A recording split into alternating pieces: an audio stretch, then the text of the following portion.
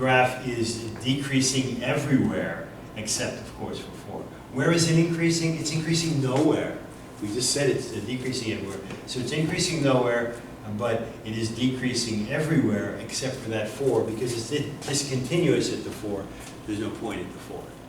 So that will answer our E and F for us. The domain of this, the values for x. Well, as you see, x is green everywhere here and also here. The place where we can't have an x is right there at 4. It's a dotted line. It's not included in our curve. So we're going to say that the domain is all real numbers except 4. The range, how high and how low do we go? We can go as high as you want here along that green, or as low, but we don't have any point here along the y at 2. So the range is going to be very similar to the domain. It's going to be all real numbers, except in this case, we can't have 2. After that, I had to kind of squeeze these in. I'm not sure how much you can see in the next board here, so I'm going to try to limit myself to one board. The vertical asymptote.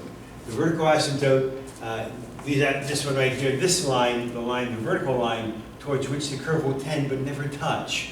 The curve is tending towards that x equal to 4 but never touching it, along with the same thing down here. So our vertical asymptote is x equal to 4, not 4. 4 might be y4. You want to say x equal to 4. That's the vertical asymptote, okay? So vertical asymptote here, x equal to 4. The horizontal asymptote. The horizontal asymptote here, that's going to be this line right here. It's a y line. The horizontal asymptotes are y lines. And that's going to be y equal to 2. That's our horizontal asymptote, okay? That'll take care of our problems from 8, 10, 12, and 13. I now have to put some of the others on the board here. Unfortunately, I don't have access to the entire situation, so I have to go ahead and give you some more information here. So let's go ahead and erase this if we can. And I'd like to put some information on the board for you. This information, hopefully, is on Canvas. If not on Canvas, I'll get it on Canvas. And what you want to do there is to check there to find the asymptotes, okay? There should be a file there on asymptotes, and it should be exactly, probably more thorough than what I'm going to say here. I'm going to try to abbreviate it here, but I'll give you the data on asymptotes here, and then we're going to check on the asymptote in just a minute. We just talked about the vertical asymptote. The way you find a vertical asymptote is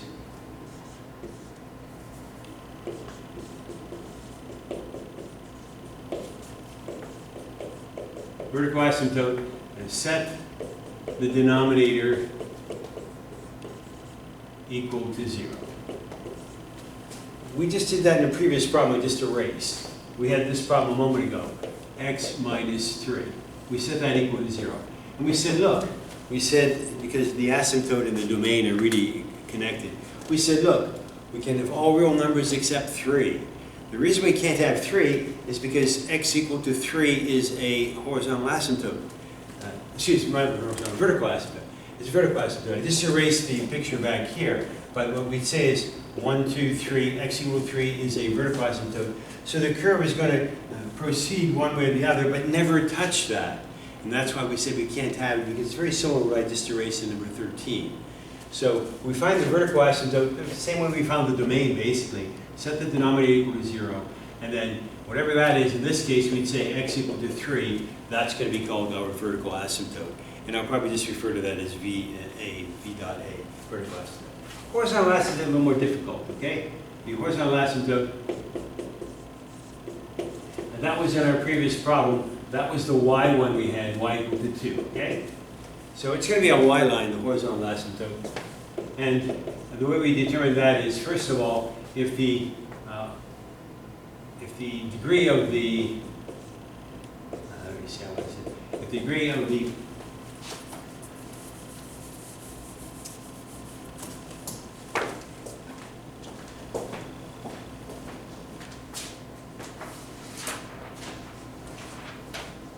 didn't mean to step away, but I wrote it down the way I wanted to write it so that it was kind of concise.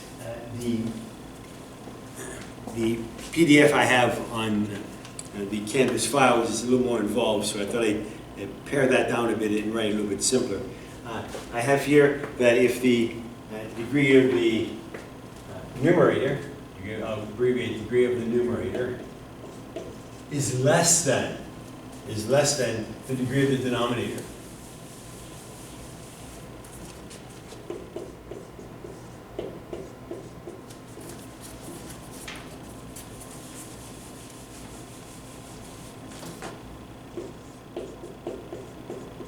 then you're going to say y equals to 0. In fact, they're 0, or the x-axis actually, is going to be our asymptote. So I'll kind of write it up above here if I can, because I'm going to kind of keep this and refer to it as we go through it. So I'll kind of raise this and say vertical asymptote, the denominator equals 0. Horizontal asymptote. Horizontal asymptote.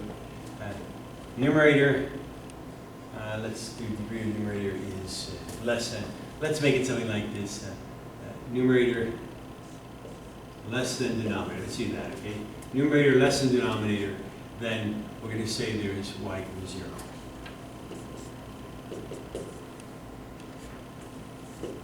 If the degree of the numerator is equal to the degree of the denominator. Let me give an example of this, by the way, too. I should have done that. That if, let's say that we have x squared plus 3x, and that's numerator is less, maybe x4 minus x5, something like that. If that's the case, maybe minus x. Let's say we had this situation. Do you see that the degree of this is 2, and the degree of that is 4? So the degree of the numerator is less than the degree of the denominator. In that respect, then we say, okay, because that's the case, we're going to say y equal to 0, x-axis. Y equals 0 now is down here. This is y equals 0, another 8 to the x-axis. And that's going to be our horizontal asymptote. For this one, if they're equal, if the degree of the numerator is equal to the degree of the denominator. In other words, if we had x squared and x squared here, then it's really easy, because let's say we had a 3 and a 4 there. Then if that's the case, if the degree of the denominator is the same as the degree of the numerator, then we're going to say that the coefficients will give us the answer. In this case, we'd say y is equal to just 3/4 right there. Y equals 3/4. So that, and this should be y equal to 1. Y equal to 3/4 might be something right in there. Okay? And that's how we determine what the horizontal asymptote is. If the exponents with the degrees here are the same. Now obviously, if this is another number here and not the same, then we can't do that. If this is smaller, as we said, it's going to be y equals 0. If it's equal to, I'm going to do that over here next to that. I need to get rid of that. If it's equal to, if the numerator degree again, and when we're talking degree, we're not talking the numbers, but the degree of them. If that's equal to the denominator, then we're going to say the coefficient y equals to coefficient, COEFF. Okay, just the coefficients. And it's a little bit easier to do this as we work through the problems. Just giving you the information is nice, but better to have the problems. You can see those. It's a lot easier. There's another consideration here. If the degree of the numerator, is greater than the denominator by 1, okay, by 1, then what we're going to get is we're going to get what's called a slant asymptote. Okay, I'll write it underneath here. Slant asymptote. It's also called oblique.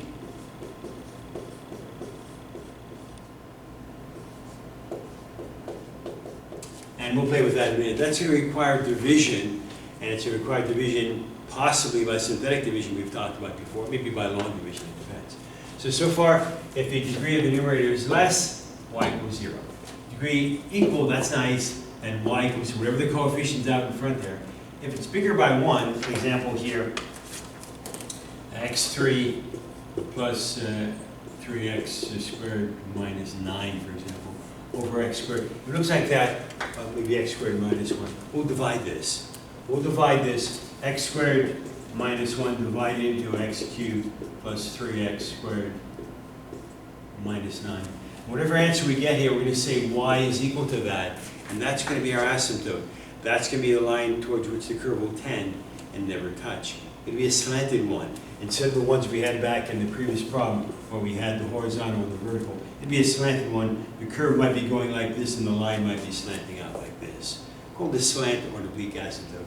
And that's if the degree of the numerator is 1 more than the degree of the denominator. Now I'll try to squeeze it in here again. I was going to write it here, but it's going to take too much space. I'll try to squeeze it in underneath here. That the last consideration is this. We had, if it's bigger by 1, what if the degree is bigger by more than 1? say 2 plus, okay? If it's bigger by 2 plus, then we're going to say there is none. There is no horizontal asymptote, okay? There's no horizontal asymptote. If, for example, we had, instead of x3 and x2, if we had x5 and x2, then we're going to say, look, there's no horizontal, no oblique asymptote, there's no asymptote at all there, horizontal or oblique. So we're going to say no horizontal, no HA. Okay? And won't be any oblique either. Okay, so that should get us hopefully through the asymptotes. I think you'll find it's a little bit easier than having to spell this all out. It's a lot nicer to just go ahead and play with these problems. And we're going to see that right now, okay? And I think the next one after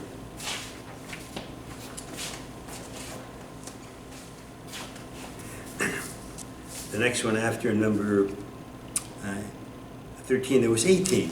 And 18 says to find the vertical asymptote for this particular problem. G of x equals to, I think that's a 2 over x plus 7. And you'll see, based upon what I'm doing here in front of the camera, how nice it was to have you in class, because I could ask you, would you mind reading this? And it gets things a lot faster. Otherwise, now I have to go back and forth to look at the problem. So students do have their benefit quite a bit. We want to find, the author is asking for the vertical asymptote. In later problems, we'll just say find the asymptote, so you have to determine how to find all these. In this case, the author is saying, just find the vertical asymptote. Vertical asymptote we find by setting the denominator equal to 0. So the vertical asymptote, when you do that, you're going to say x equals 7, and that's our vertical asymptote. You're finished. That's all there is.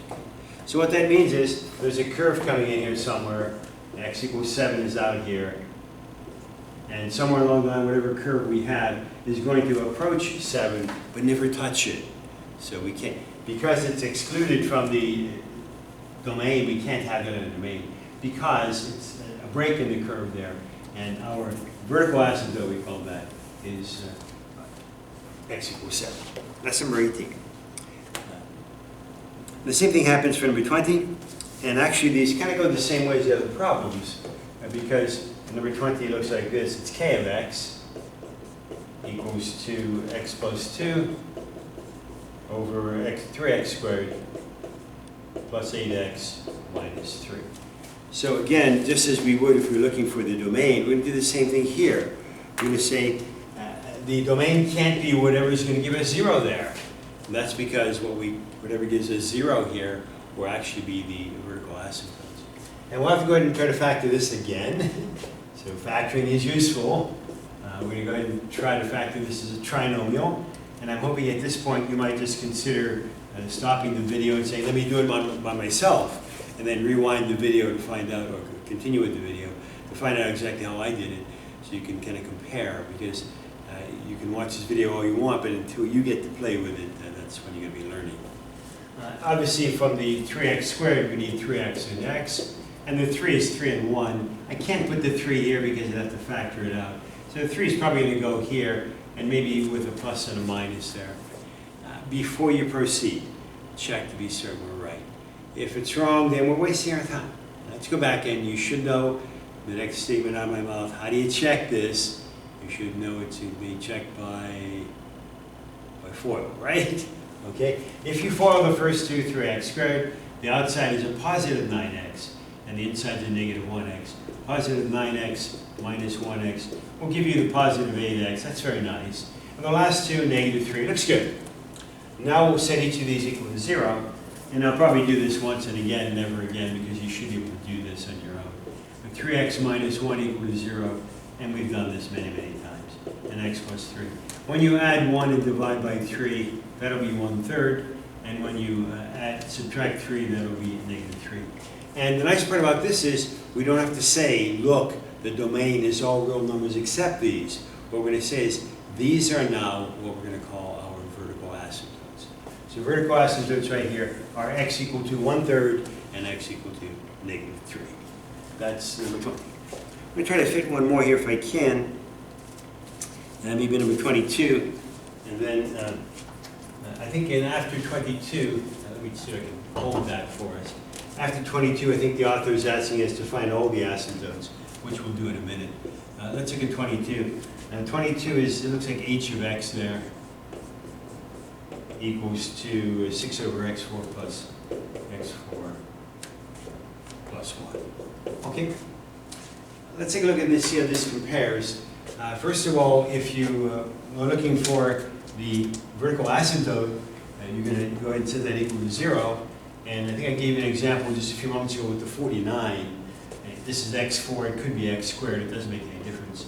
x4 is equal to -1, isn't it?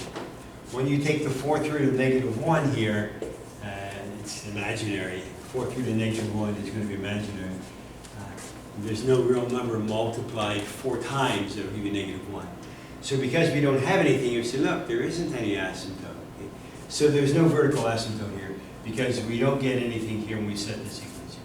So our answer is none for this one. Okay? Answer for number 22 is none.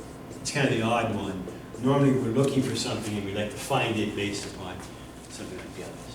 Okay, that's our vertical. The next thing the author asks for in the number 40 and 46, we'll be looking for each of the asymptotes, and we'll have to know how to proceed with that.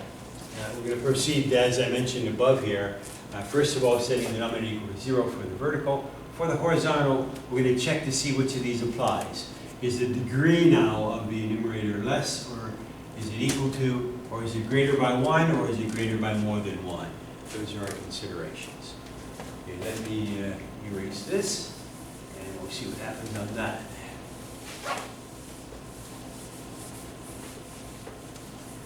As I say, I had this all on a paper for you, and I was ready to pass it out to you yesterday, but unfortunately there was no class, so this package will have to remain for a while.